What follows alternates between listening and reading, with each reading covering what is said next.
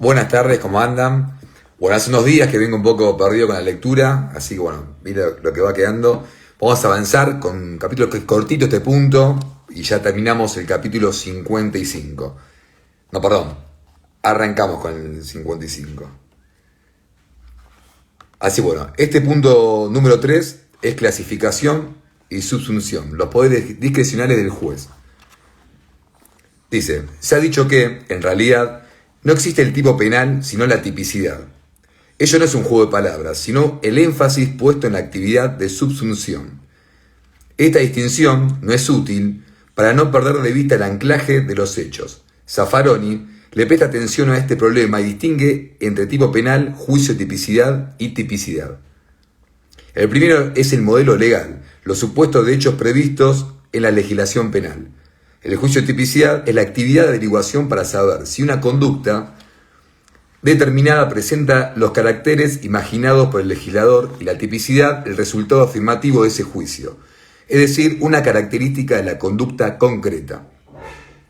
Lo que no debe olvidarse a este respecto, nos dice, es que la figura o construcción de la imaginación es el tipo, es un esbozo torpe, un trazo general abstracto bidimensional, en tanto que la conducta concreta es lo acabado, lo históricamente dado con todos los detalles, lo tridimensional con la gama de variables propia de la conducta humana, imprescindible para las limitaciones de nuestro entendimiento. Nadie pretende, al tratar la tipicidad, pasar revista a todas las conductas posibles. Lo único científicamente exigible al tratar de la tipicidad es deslindar de las conductas típicas aquellas que pueden parecer típicas y no lo son, poniendo el máximo cuidado para que ningún ribete de la conducta real supere los contornos del esbozo abstracto. Esto es así, pero requiere algunas aclaraciones. Existe un nivel de problemas vinculados con la máxima concreción posible de los tipos penales.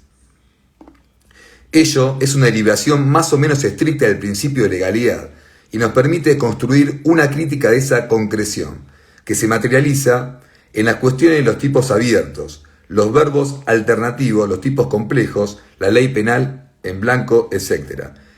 Las necesidades políticos criminales propenderán a tipos más abiertos y sistemas de garantías a cerrarlo lo más posible. Pero, de todos modos, nadie puede pretender que el lenguaje general atrape todas las conductas.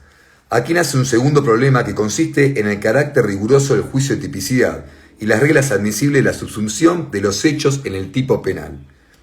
Si bien, como veremos, la verificación gira alrededor de la incorporación de información sobre la realidad de los supuestos fácticos, las reglas de subsunción son un problema para los requisitos de verificabilidad.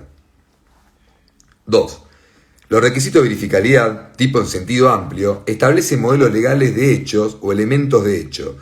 Esa construcción, como veremos, es el resultado de la aplicación de principios limitadores y tiene como función construir herramientas de selección de los supuestos fácticos relevantes, es decir, que habilitan la imposición de la pena. La mayor apertura, es decir, la decisión de ampliar o restringir las conductas que merecen y los hechos que habilitan la imposición de una pena, se resuelve en el juego de equilibrios, del que ya hemos hablado en el tomo 1, capítulo 4, no lo leímos, pero está allí. Ello plantea problemas de interpretación que se resuelven cuando se estudian los fenómenos criminales y los delitos en particular.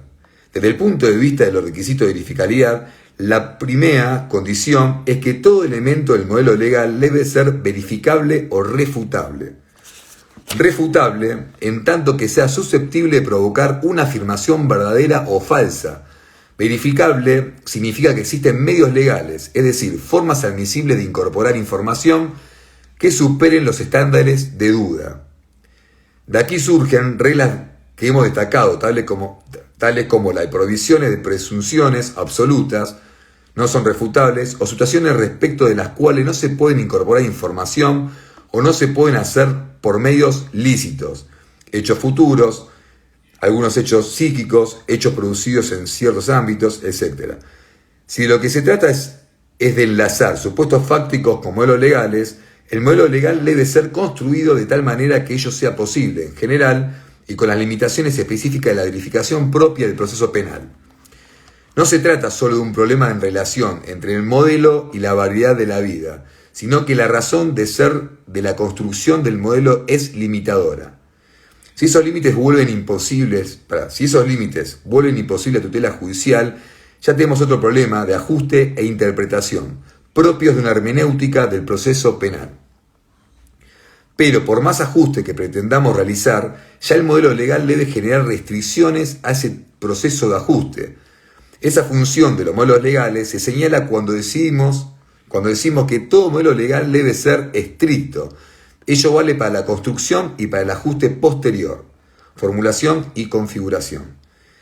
Si la construcción en abstracto debe ser rigurosa la concreción, es decir, la subsunción de un hecho dentro de esos modelos legales, también debe ser rigurosa. 3. Ya hemos estudiado las reglas que rigen la interpretación como parte del proceso hermenéutico que constituyen el saber procesal, y ello nos marca la complejidad del proceso de subsunción. Desde el punto de vista del sistema de garantías, los modelos legales siempre serán analizados con el mayor rigor y precisión, dado que la función es restringir, carácter restrictivo, el ámbito de posibilidades del poder penal. Dicho de otra manera, las conductas y otros elementos fácticos que forman el hecho punible deben ser los menos posibles. Se cierra la ventana de posibilidad del poder penal hasta donde se ya constituya una renuncia inaceptable a la tutela judicial efectiva. La subsunción de un hecho a un modelo legal no es simple, sencilla o lineal. Al contrario, es una de las actividades centrales de todo litigio. Por ello, no es posible establecer un litigio de calidad sin una actividad de subsunción que también sea de calidad. Nadie puede ser un buen litigante o juez penal si no tiene una gran capacidad de realizar estas calificaciones, guiado por la teoría del delito. Claro está si es comprendida como analítica del hecho. Engich utiliza la palabra concreción y le asigna una función central en toda la dinámica jurídica, dado que considera que la tensión entre lo abstracto y lo concreto tiene un sentido fundamental en todo el sistema normativo. Esa tensión se manifiesta de un modo central en el derecho penal, ya que el proceso de individualización o concreción es mucho más estricto. Desde el punto de vista exclusivamente lógico, nos dice, podemos servirnos para caracterizar una persona concreta y un suceso concreto. En concreto, un hecho de los siguientes medios: de la acción de señalar, del propio nombre, de la localización espacial y temporal, de la descripción y de la adición de notas. Una extraña caja de herramientas, sin duda, donde se mezclan formas de introducir información, con notorias formas de individualización. Estoy con esa palabra hoy, complicado. Con notoria nombre propio, las coordenadas de tiempo y lugar, la descripción y la adición de notas, que sería algo así como la indicación de circunstancias particulares. Toda la investigación de Engich no brinda mucha claridad sobre cómo realizar el proceso de subsunción, aunque nos llame la atención sobre su importancia. Es que se trata, en realidad, del tema central de interpretación y de la aplicación del derecho. Acá lo tengo subrayado, así que vamos a ver qué puse en su momento. La aparición del concepto del tipo penal con Belling, como última etapa de desarrollo de la idea de determinación precisa del hecho, provocó debates, tanto al nivel del valor de las abstracciones concretas tipo concreto, como al nivel de la consideración de los supuestos fácticos y el proceso de subsunción. Todo ello necesita ser pensado con nueva claridad y con nuevas metodologías, sin perder de vista los problemas políticos que se encuentran detrás de ese desarrollo. Fijar un modo cada vez más preciso la autorización legal para la aplicación del poder penal tiene una entidad política superlativa, pero es un problema diferente de la subsunción de un hecho en esos tipos o modelos legales. El problema de la asignación de relevancia penal a un hecho o elemento del hecho, calificación, no se puede realizar por fuera de los problemas propios del lenguaje, pero aquí el mandato político se mantiene. En caso de duda, se debe optar por la irrelevancia penal del hecho, es decir, impedir la aplicación de la pena. Frases se han vuelto usuales tales como el sentido político criminal de la norma, utilizadas como criterio general, deben ser abandonadas. Eso ya vamos a hablar un momento de lo que es esta política criminal, ¿no? Que se usa muchas veces para debilitar el sistema de garantías. Porque las normas pueden tener ese sentido, pero también podemos hablar el sentido de garantía de la norma. Y ya hemos explicado la compleja trama de relaciones que se desarrollan entre esos dos sentidos en la hermenéutica del proceso penal. 4. Hoy es cortito, ya nos queda esta carilla y estamos. Finalmente, en la tarea de subsunción quedarán márgenes de pura valoración, donde el acusador deberá optar por alguno de los sentidos valorativos posibles y dar cuenta de cómo ha llegado a ello. No obstante, ninguna valoración se puede realizar por fuera de un supuesto fáctico.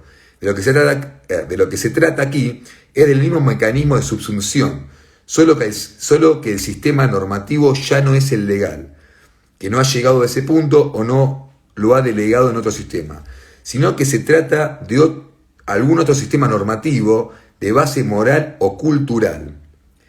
Se tratará de una tarea más precisa o déficit, pero no es de diferente naturaleza. En definitiva, todo sistema moral tiene la misma relación entre los arquetipos y el caso concreto, y la idea de que porque el sistema legal ha dejado paso a los sistemas no morales del juez, recupera la discrecionalidad, no es correcta.